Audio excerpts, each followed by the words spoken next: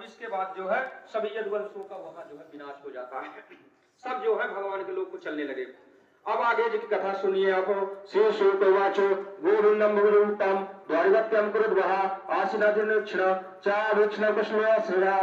सुखदेव जी कहते राजा परीक्षित सुनिए, देवर्षि नारद के मन में एक बार क्या हुआ, जब यदुवंशी सब चले गए भगवान के लोग को, तो एक दिन नारद के मन में हुआ कि भगवान श्री कृष्ण के सानिध्य में रहने की बड़ी लालसा थी।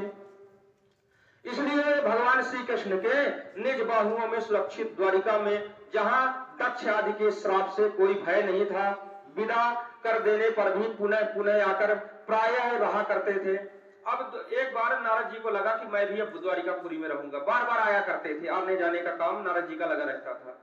हे राजन, ऐसा कौन प्राणी है जिसे इंद्रियां तो प्राप्त हो और वह भगवान के ब्रह्मा आदि बड़े बड़े देवताओं के भी उपासक चरण कमलों की दिव्य गंध, मधुर मधुर मुस्कंद और रस एवं अलौकिक रूप माधुरी को स्पर्श ना करे और मंगलमय ध्वनि का सेवन न करना चाहे। सबके मन में होता कि भगवान के चरणों का मंगलमय चरण जो है चरण चिन्ह हमें प्राप्त हो जाए, उनका जो है हमको चरणामृत प्राप्त हो जाए, जो कि सब ओर से मृत्युओं से निपटाने वाला जो है भगवान का चरणामृत ही है। नारद जी के मन में आया कि ये भगवान का लोक द्वारिकापुरी है, यहाँ जो है मैं बार बार आऊंगा तो मेरा भी दुख किया हुआ ना जाने अनजाने कैसा भी पाप होगा जो नष्ट होगा। एक दिन की बात है, देव ऋषि नारद वसुदेव जी के यहाँ पधारे। वसुदेव जी ने उनका अभिवादन किया तथा आराम से बैठ जाने के बाद विधि पूर्वक उनका पूजन किया।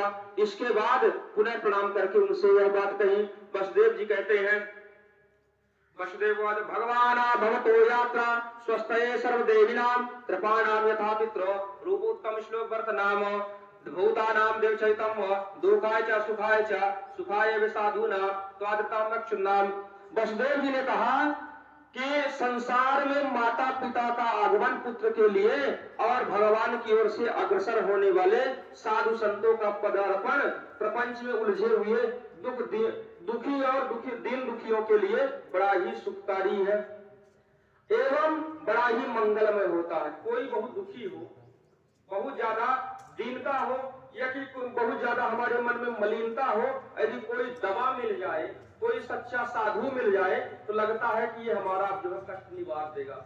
ऐसे वसुदेव जी के मन में आया, बड़ी चिंता हुई थी। तो नारद जी को देख करके वसुदेव जी बड़े प्रसन्न हुए। परंतु कहते हैं भगवान आप तो स्वयं भगवानमय है, हमेशा भगवान का नारायण नारायण गान करने वाले हैं, भगवत स्वरूप ही है। आपका चलना फिरना तो समस्त प्राणियों के कल्याण के लिए ही होता है ना। नारद जिनकी बात रद्द ना हो वही है नारद। और देव ऋषि इसीलिए कहा गया कोई भी कार्य करते हैं उसमें कुछ ना कुछ अच्छा